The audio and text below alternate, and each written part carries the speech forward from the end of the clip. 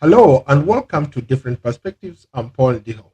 On today's episode, we focus on Rwanda receiving the first batch of the US deportees. 7 migrants deported from the United States have arrived in Rwanda, marking the first group of unexpected 250 under a deal signed with the Trump administration. Rwanda's government confirmed their arrival in mid-August but did not disclose their nationalities. 4 migrants will remain in Rwanda, while 3 chose to return to their home countries. Rights groups have raised concerns that deporting migrants to third party countries without ties may violate international law, especially if the destination is unsafe or lacks strong human rights protections. Joining me to discuss this subject is one of the survivors from Rwanda's genocide in 1994.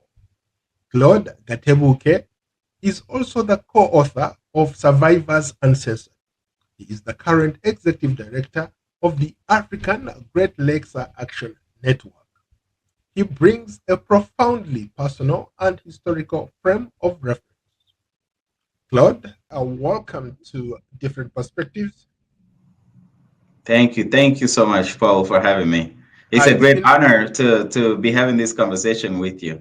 I know it's been a while since you and I last chatted, but Yes. here we are.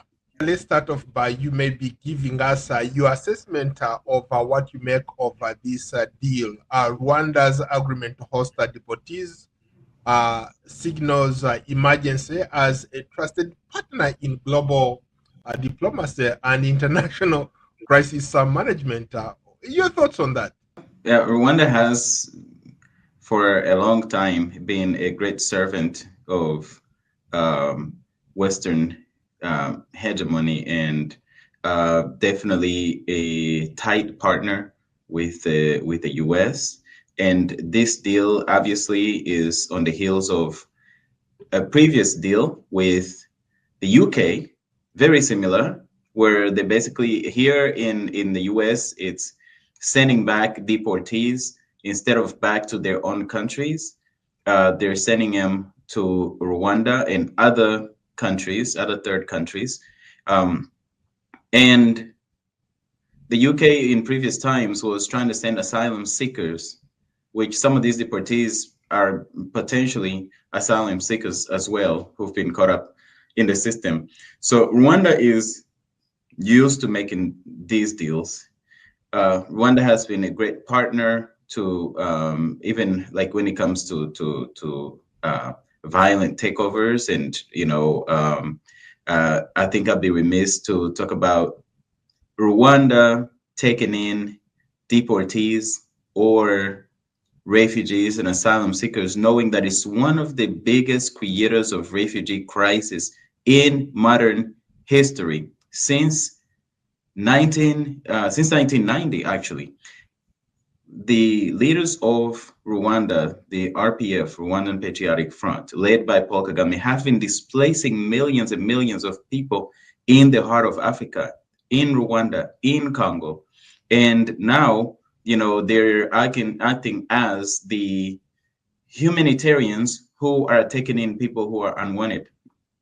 The other thing is, Rwanda has not been shy about being a servant, and in some cases, sometimes a mercenary of the West. And in this case, they are basically providing Rwanda, they're setting Rwanda up as now the dumping ground for people unwanted in America.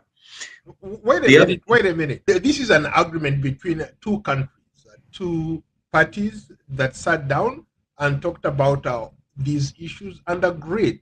Rwanda agreed to receive up to 250 people from the United States. It's not a dumping ground in that, if I could use that term, it's an agreement between two countries that agreed to certain terms and conditions of this deal. Rwanda's government, which is used to money grabs. They made millions of dollars off of the previous deal that I referred to with the UK, Which wanting fell to bring. through. What's that? That fell through. It never Yes, materialized into anything.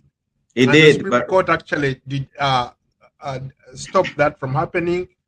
When the current government in the UK came in, they cancelled the deal. They did not want to be involved in any way, shape, or form.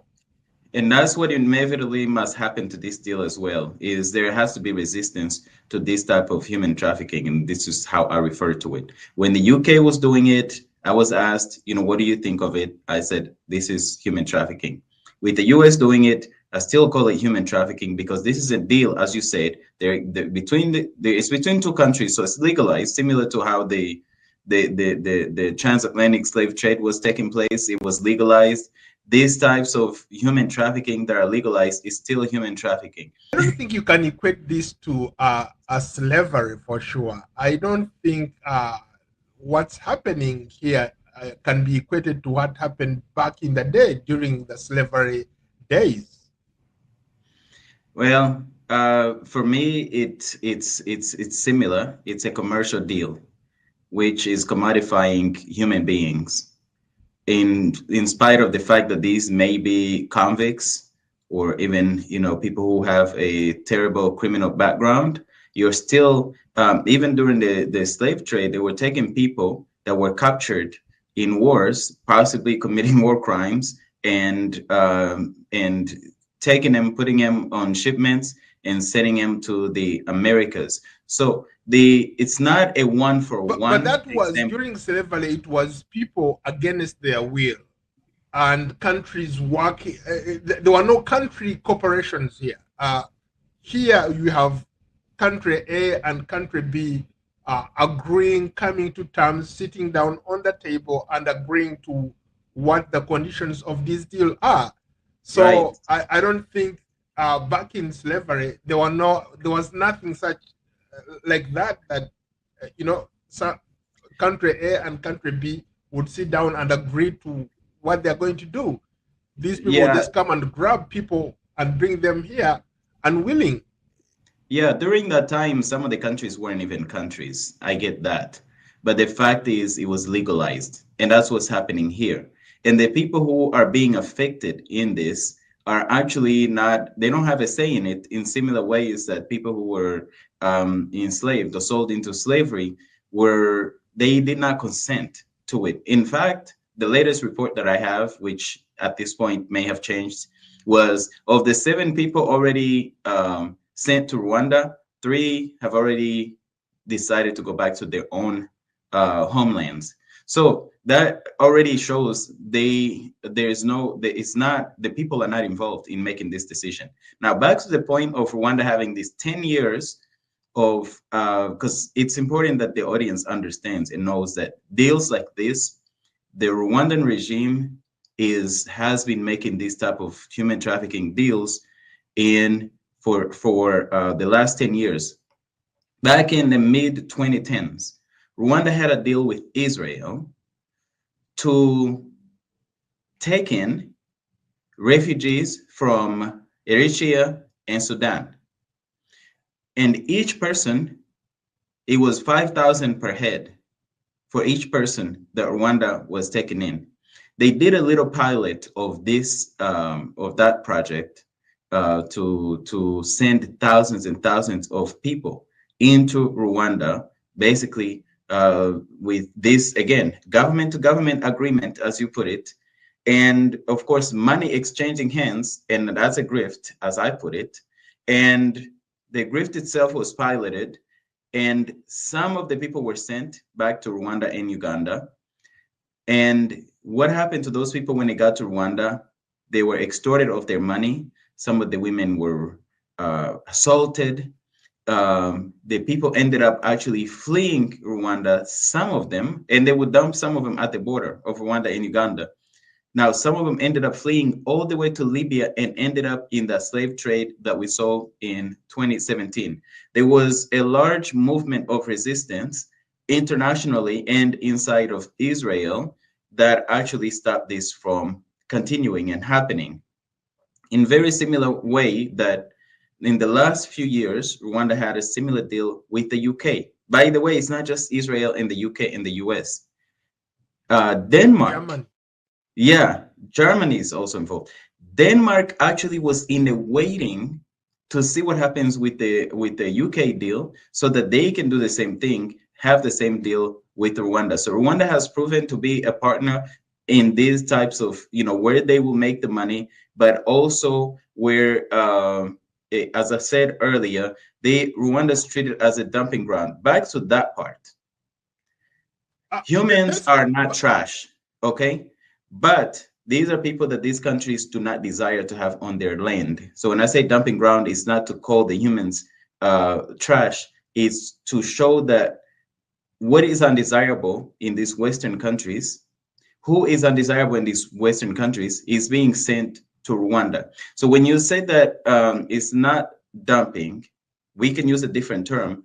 At the end of the day, what is happening is Rwanda's taking money and getting political protection and political support and continuing all of these relationships that has allowed it obviously to also invade and create chaos in many other places around the continent in order to get that protection, to get that money, and to get favor.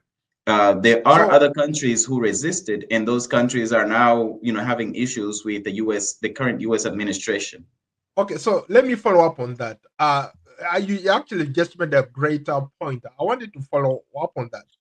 So, based on that analysis you just gave me, how would you respond to people who said that this is a strategic opportunity for one to boost its geographic and geopolitical relevance and economic partnerships, especially with these countries that want to send migrants to Rwanda? No doubt. That's why I call it a grift. Rwanda's doing a good job at grifting here. They are buying favor. By doing this, they're not only getting money, but they're also buying favor, to continue not only to raise their relevance, um, the regime's relevance, but also to continue to prove that they are the type of partner who will do anything to anybody in order to continue to maintain that favor. Yes, it's strategic, and at the same time, strategy can be evil. I mean, somebody can strategically go and bomb a building. That is evil, but still strategic.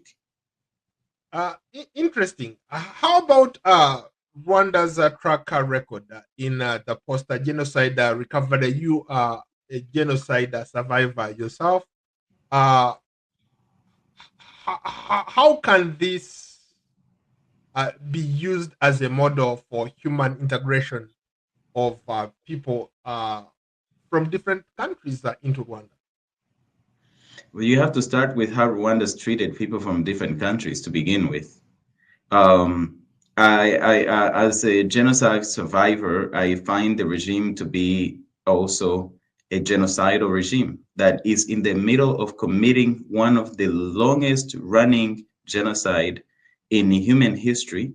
Since 1996 to this day, Rwanda is involved in the Congo, in the ongoing genocide in the Congo that's taken more lives and displaced more lives. You put all those together, just the officially reported numbers, you have more people than actually the whole population of Rwanda. Now, when it comes For to the record, integration, Rwanda has categorically denied those allegations.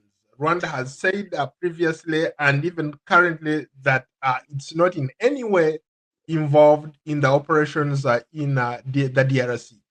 I'm so glad that this conversation is with you, Paul, because I've seen your reporting, I've seen your work, and you know the region really well. And I'm sure you remember the time when, for many, many years, Rwanda denied having soldiers in the Congo in the early 2000s, and they just completely flat out said, "We have no soldiers in Congo. Leave us alone. That's Congolese business and everything." And then one day they held a ceremony to welcome Rwandan soldiers coming back from the Congo. So the fact that they actually denied this and what is actually happening on the ground is completely different. I have spoken to Rwandan soldiers who actually were deployed in the Congo.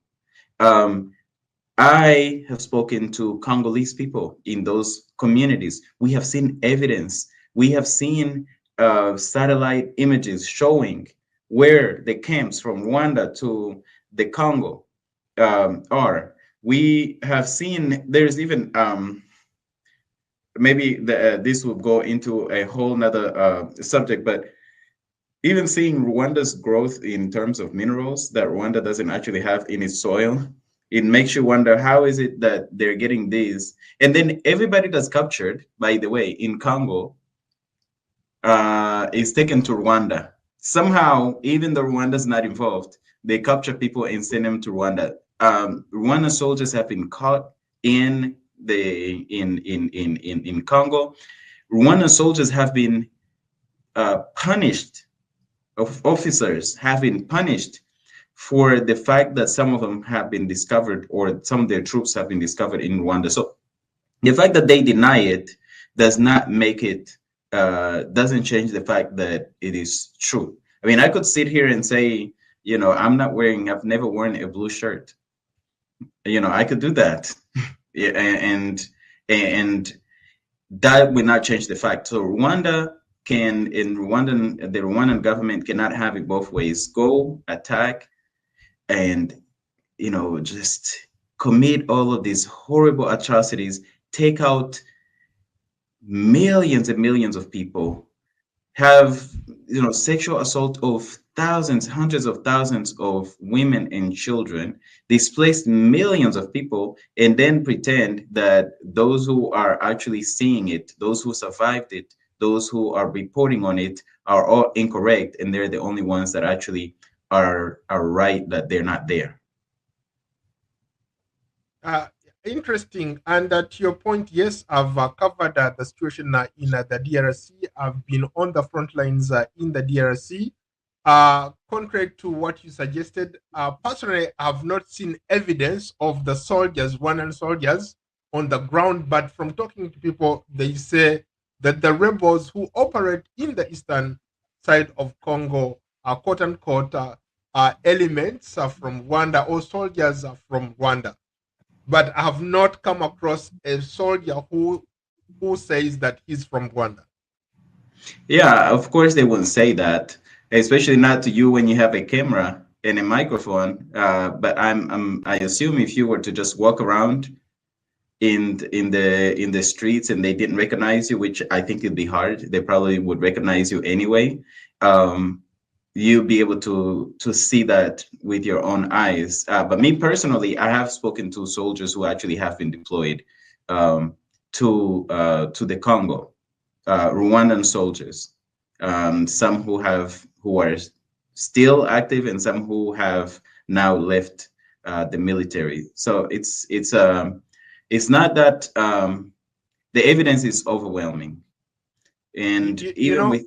Mhm. the last time I was in Goma, I spoke to a group of younger men riding motorbikes. I tried to get an answer from them. I tried to ask them about Rwanda's involvement in the DRC, in that part of the DRC, and not a single one of them would want to comment.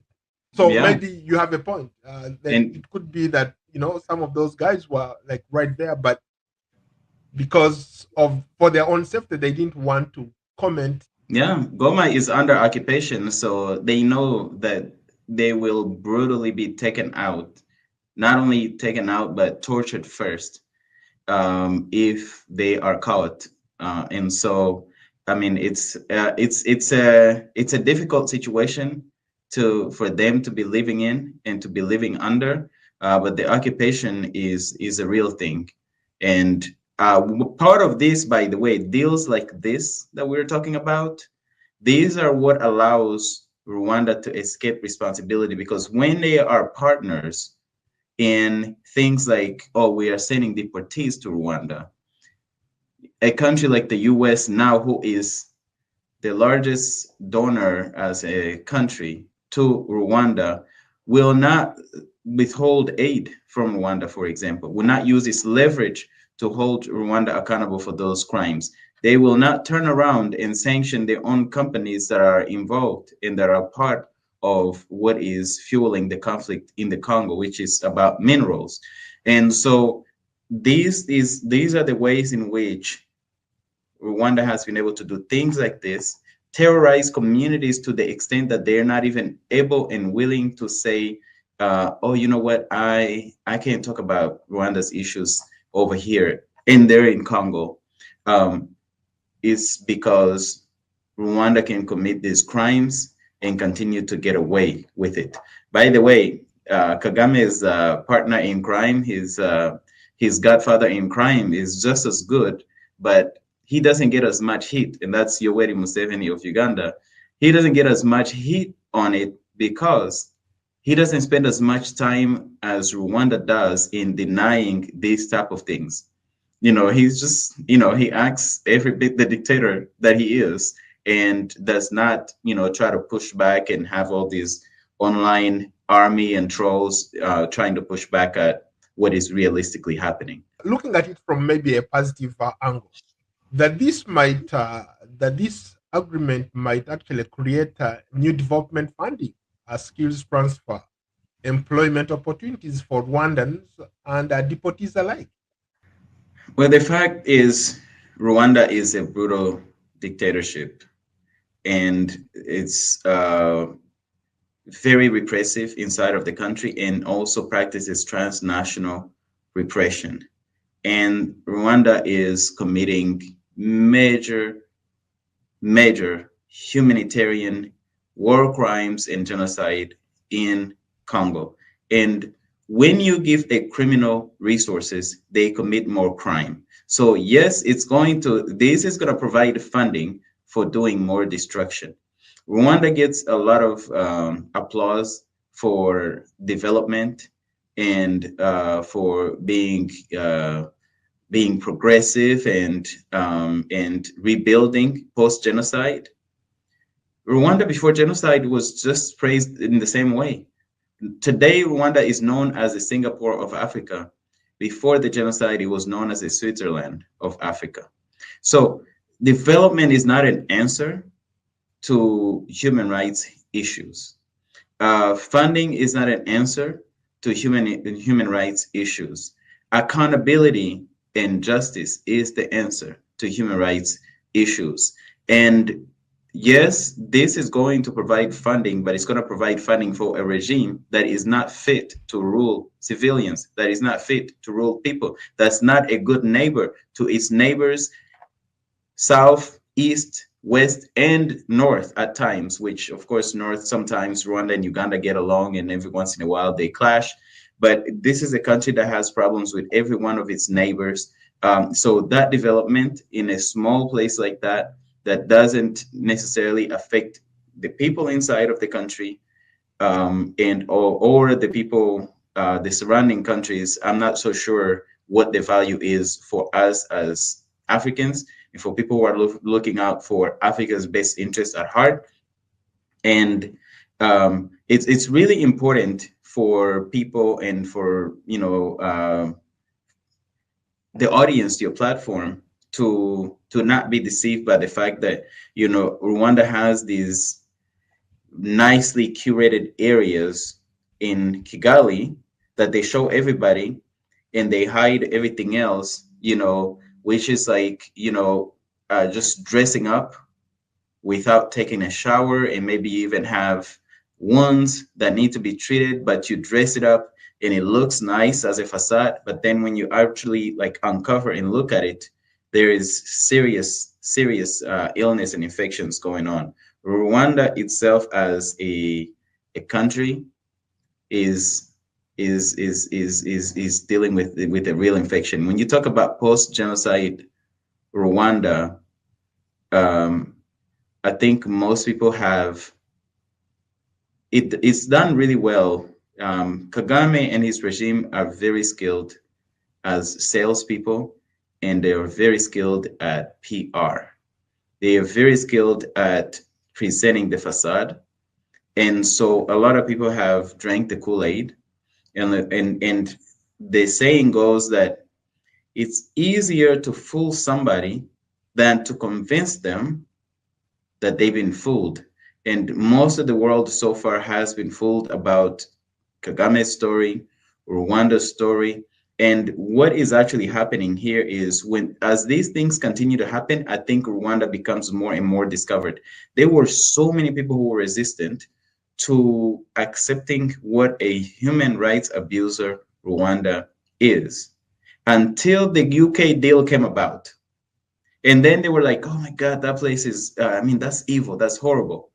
Well, as these things continue to come, they will get the money, but they will also get the international opinion of the regime will continue to change to be more and more closer to what is real in Rwanda than what we have all been fed as propaganda. And the story of genocide itself, and this heroic story that we've been sold is going to continue to crumble.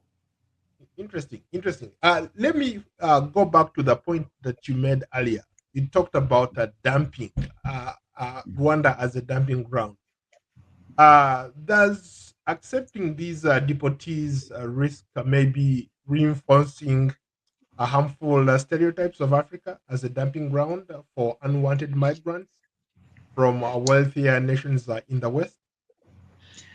Yeah, I think I need to take back the word dumping because it may come off as me calling the people who are being sent as trash. And but the what I would say here is that the question that you're asking is is Africa basically being treated to accept things that are and people that are undesired in the West? And I would say yes. And it does push the stereotype that, hey, whatever you don't want, send to Africa. Whoever you don't want, send to Africa. If you have a problem, send it to Africa. If you want to do some kind of scientific experiment on people, do it in Africa. You know, everything that you don't want to steal, you don't want to steal directly, you don't want to put boots on the ground, when send Rwandan soldiers, send them to Mozambique to go and secure, French oil company Total's resources in Mozambique. Or you want somebody to go and occupy the Congo so that global multinationals can plunder and steal the resources out of the Congo and sell them to the global market, send Rwandan soldiers. So it does continue to push that stereotype that, hey, whatever we do not want to do, whatever we will not do to ourselves and in our own place, we will do it on that ground. We'll do it over there. I've spoken to some people on the ground in Rwanda. I've spoken to some critics. I've spoken to activists like yourself. Uh, there are different. There is a mixed bag of opinions here.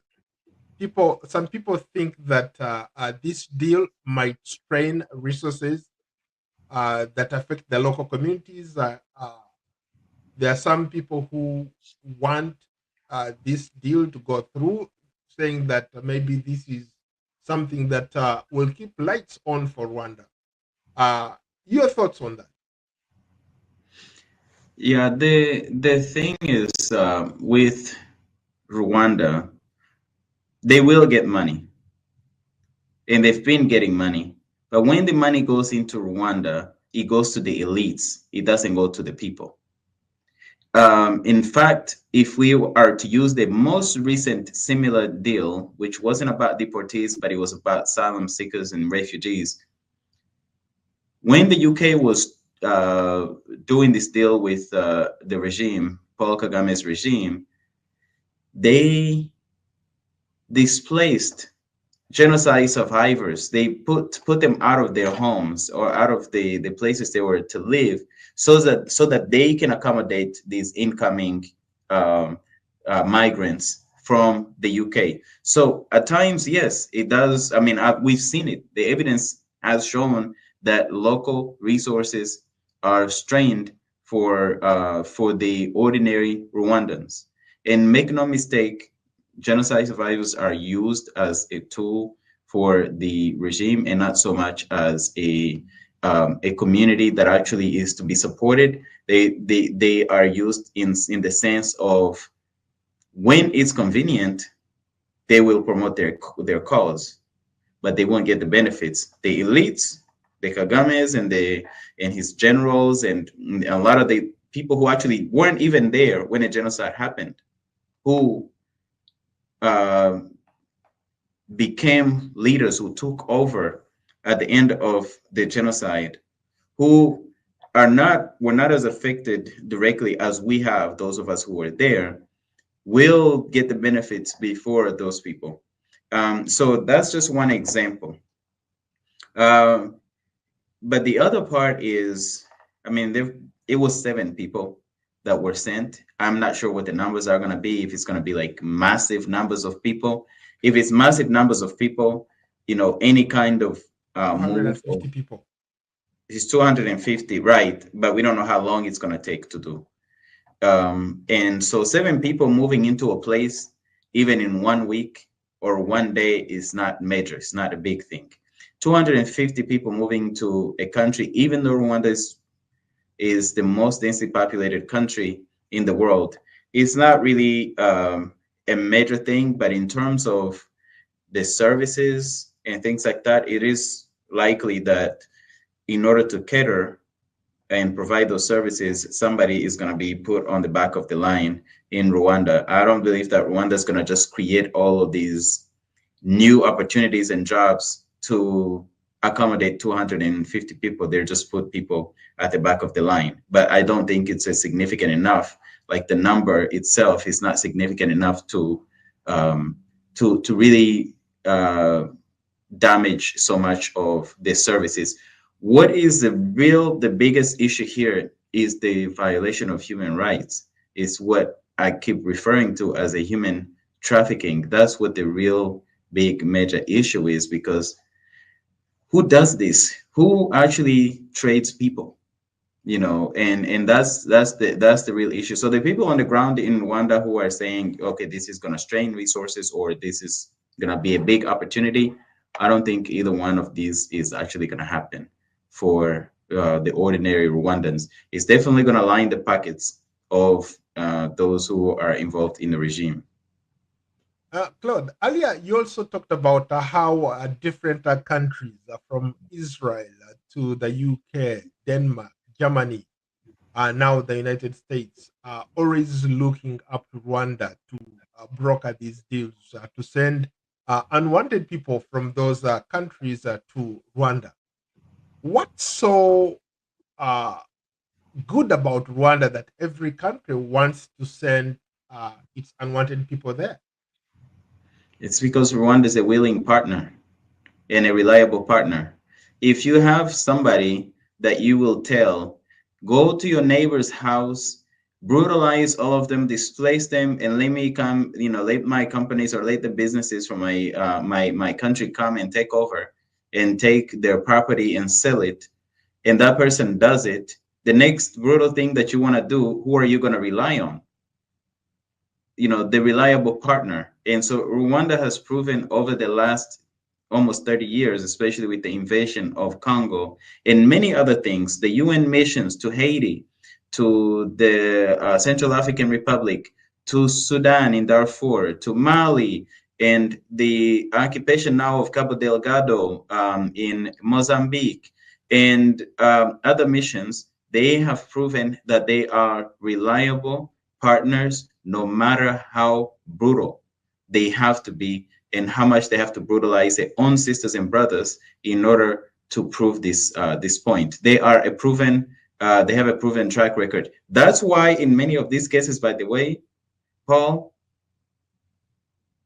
it's Rwanda and Uganda. The Israel deal had Rwanda and Uganda. This US deal has Rwanda and Uganda. And I will have to look back at the others. They will disregard the The fact. South Sudan, Eswatini, and the other countries are coming along as well. That's correct. And I think South Sudan did it once and they may have stopped. I can't remember what happened. Something must have happened. By the way, South Sudan is on the banned list, right? Of the visa ban list. Yet they are taken in. But again, it's people when you look at a lot of the leaders of this, who are doing this, they are just so brutal to their own people. It's like, um, they don't expect any backlash in their own country for doing this. South Sudan, and you go south, you go right into Uganda, and you go south, you go right into Rwanda. That's about half the countries on the continent. You got Eswatini, and I think there's a few others now that I can't remember off the top of my head. But again, Ivory Coast, Libya. there you have it. Yeah, so many other countries.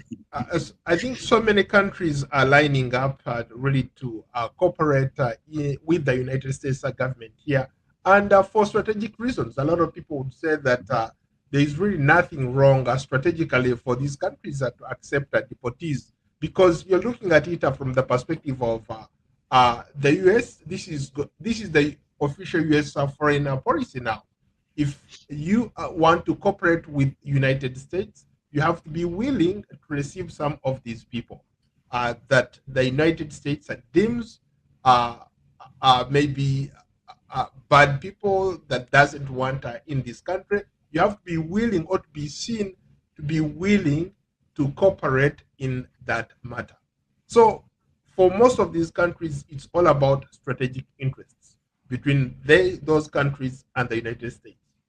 Yeah, and if you also look, they are traditionally the countries that the West has relied on to do their bidding in their regions, like Ivory Coast, for example. If you look at the regime there, um, Libya, the regime was installed, and Libya is like being a divided country for so long now since Gaddafi. But again, they were installed by through Western hegemony, and the invasion of Libya by NATO and France and the US, removing Gaddafi. And so and you got Museveni and Kagame, who have been recipients of support from the West in spite of millions of lives affected. So to me, there's a common thread. There's something that links these governments who have not been, or who in recent times have decided to take a different direction from traditionally being servants of the West. Do you see any good in this deal? We've already started to see some good, right? The 7 people who were sent to Rwanda, 3 of them went back to their country. So that's one of the good things that's probably going to come out of it, is that the people will end up going back to their own countries. I am very, very against private prisons and mass incarceration. And for me, I think most of the people, if they can and when they can, will end up going back to their own countries. And I will predict that some of them will probably end up in the US again. I guess we'll leave it there. Thank you so much, Claude. That's Thank you so much. Thank you, Paul. We want to know what you think about Rwanda receiving the first batch of US deportees, and what this means going forward. Share your comments in the comment section below. And of course, don't forget to like, subscribe, and follow Paul Ndiho on Substack, X, Instagram, Threads, Facebook, LinkedIn, Blue Sky, YouTube,